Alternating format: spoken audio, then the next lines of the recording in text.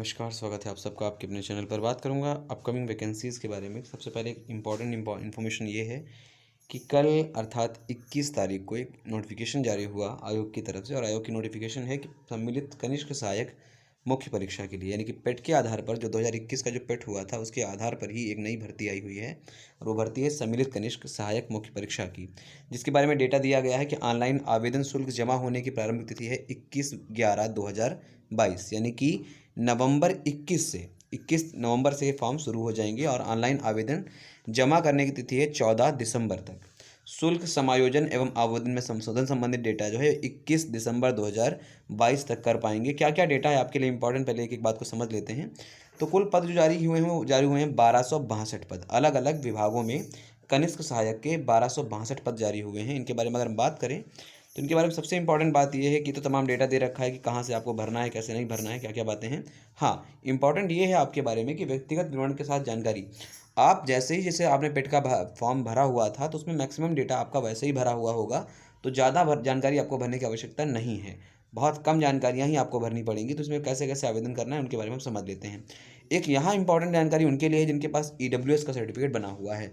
मैं आपको जानकारी दे दूँ, EWS श्रेणी के लिए आवेदन तभी कर पाएंगे आप जिनका वित्तीय वर्ष 2022-23 अर्थात 1 अप्रैल 2022 से लेकर के जिन्होंने इनके बाद का, जिसके पास EWS का सर्टिफिकेट है और 31 मार्च 2023 तक, यही लोग इसके लिए पात्र हो पाएंगे। इन्हीं लोगों के द्वारा ये फॉर्म भरा जा पाएगा EWS कैटेगरी के लिए। बाकी आप सामान्य श्रेणी के लिए भर सकते हैं, लेकिन EWS कैटेगरी के लिए आपको इसके लिए अंतर्गत ही आपका EWS सर्टिफिकेट होना चाहिए, तभी आप इसके लिए पात्र होंगे, अर्थात 1 अप्रैल 2022 के बाद का। अन्य आगे बात करें, आगे हम बात करते हैं तो देख लेते हैं फटाफट क्या क्या बातें हैं, क्या क्या बातें नहीं हैं। फोटो हस्ताक्षर आपको अपलोड करने की बहुत ज़्यादा आवश्यकता नहीं रहेगी क्योंकि सारा डेटा आपका पहले ही भरा हुआ है। फीस संबंधित बात करें तो फीस जैसे 25 रुपये का फीस सबके लिए अनिवार्य है, अनारक्षित चाहे सामान्य हो, अन्य पिछड़ा वर्ग हो, अनुसूचित जाति हो या अनुसूचित जनजाति हो, सबके लिए 25 रुपये आपका मात्र चार्ज रखा गया है।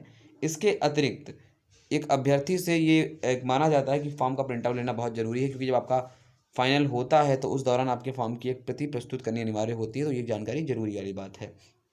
आगे बात करें कि क्या क्या आप संशोधन कर सकते हैं फॉर्म भरने के दौरान। अगर आपको संशोधन की आवश्यकता पड़ती है तो नाम में वर्तनी सुधार कर सकते हैं, पिता पति नाम की वर्तनी में सुधार में गलती कर सकते हैं, अगर गलती की है आपने सुधार कर सकते हैं। पत्राचार यानी कि पत्र व्यवहार का जो पता है उसमें बदलाव कर सकते हैं। EWS क्षैतिज आरक्षण जो भी चीज़ें हैं उनमें बदलाव कर सकते हैं। जाति की श्रेणी में बदलाव कर सकते हैं, लिंग में बदलाव कर सकते हैं, और आवेदन में अनिवार्य अधिमानी आहारता मतलब ये सपोज दैट कि बहुत सारी भी पोस्टर नीचे में जानकारी जमा करेंगे तो उनमें अलग अलग वरीयताएं भी दे रखी हैं, उनमें अगर आप बदलाव करना चाहें तो आप बदलाव कर सकते हैं। क्या क्या विभाग आपके अलॉटेड हैं, एक तो चिकित्सा एवं स्वास्थ्य सेवाओं के लिए और उद्योग एवं उद्यम प्रोत्साहन निदेशालय की अलग अलग भर्तियां, दो विभागों की कह सकते हैं अलग अलग भर्तियां हैं। आप किसी एक में ही फॉर्म अप्लाई कर पाएंगे, या इसमें अप्लाई करें या इसमें अप्लाई करें। ज़्यादातर देख लेना ये पहले वाली पोस्ट ही लोग प्रेफर करेंगे जो कि वैकेंसियाँ यहाँ ज़्यादा हैं। आगे बात करें तो वैकेंसियाँ आप देख सकते हैं कितनी क्या ज़्यादा हैं, कहाँ कहाँ ज़्यादा नहीं है। खैर आगे अगर बात करें हम तो इम्पॉर्टेंट और क्या आपके लिए है, एक तो इम्पॉर्टेंट ये है कि इसमें हिंदी तथा अंग्रेजी के लिए अलग अलग टाइपिंग परीक्षण है। 25 शब्द प्रति मिनट हिंदी के लिए और 30 शब्द प्रति मिनट अंग्रेजी के लिए अनिवार्य न्यूनतम माना जाता है, जरूरी है। कुछ कैटेगरी बांटी गई हैं, कैटेगरी के आधार पर देख लीजिएगा। एक तो सबसे पहले आप सिलेबस डिस्कस कर लेते हैं। सिलेबस क्या है, हिंदी परिज्ञान और लेखन के लिए 60 क्वेश्चन, इसमें आधे अंक का एक क्वेश्चन रहेगा अर्थात 30 अंक का होगा। हिंदी इसके अलावा सामान्य बुद्धि परीक्षण 30, रीजनिंग की बात करूँ तो 30 क्वेश्चन होंगे 15 अंक के। GS की बात करूँ तो 40 क्वेश्चन होंगे 20 अंकों के। समयावधि रहेगी 1 घंटा 30 मिनट अर्थात 1.5 घंटे का समय रहेगा, और इसके अलावा 65 अंक का टोटल होगा। 65 अंक का अगर ये है तो बाकी कहाँ है। और हाँ, एक महत्वपूर्ण बात, नेगेटिव मार्किंग 1/4 की होगी, ये भी आपको जानकारी रखनी पड़ेगी। हिंदी और आपके अगर लेखन की बात करें तो हाई स्कूल स्तर का ही डेटा पूछा जाएगा, इसके ऊपर नहीं होगा। रीजनिंग तो रीजनिंग है, बाकी आप जानते हैं रीजनिंग में आपको डेटा बाकायदा मिलता ही रहता है, UPSSC जो सिलेबस में अंतर्गत है। और GS के बारे में भी बात करी गई है कि विशेषकर भारत संबंधित जो डेटा है उसके बारे में बात करी जाएगी। खैर, जिन व्यक्तियों के पास 65 नंबर तो वो पेपर हो गया, जिन व्यक्तियों के पास इंटरमीडिएट में 60 अंक 60% से ऊपर हैं उन्हें 20 अंक दिए जाएंगे। 45% या से ऊपर के हैं तो 15 अंक, 45% या किंतु 45% से कम हैं यानी 33% से ऊपर हैं और 45% से कम है तो 10 अंक मिलेंगे आपको। स्नातक में जिन व्यक्तियों के 60% से ऊपर है उन्हें 10 अंक मिलेंगे।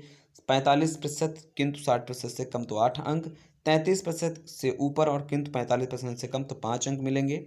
इसके अलावा खिलाड़ी वर्ग के लिए भी 5-5 अंक, 5 अंक अगर आपके अंतर्राष्ट्रीय खिलाड़ी है, राष्ट्रीय स्तर पर 4, अभ्यर्थी राज्य स्तर का खिलाड़ी हो तो 3, और अभ्यर्थी अगर कॉलेज स्तर का है तो 2 अंक उसको दिए जाएंगे। ये एक इम्पॉर्टेंट पहलू है इसके तहत।